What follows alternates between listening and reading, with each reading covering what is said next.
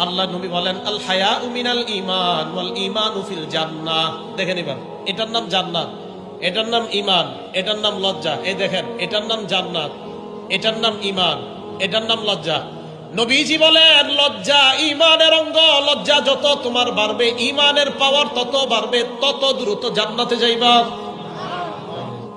জান্নাত, ঈমান, লজ্জা, ঈমান, লজ্জা, ঈমান, জান্নাত। লজ্জা যত বেশি হবে, ঈমানের পাওয়ার বাড়বে, জান্নাতে তত দ্রুত যাবেন। আল বাযাউ মিনাল জাফা ওয়াল জাফাউ ফিন নার। নির্লজ্জতা খারাপ স্বভাবের অন্তর্ভুক্ত। আর খারাপ স্বভাব ওয়ালা যত বেহায়া হবে, নির্লজ্জ হবে, তত দ্রুত জাহান্নামে যাবে। নাউজুবিল্লাহ। তাহলে ঈমানের পাওয়ার বাড়ে লজ্জার কারণে, আর যত ঈমানের পাওয়ার বাড়বে তত দ্রুত জান্নাত। সুবহানাল্লাহ।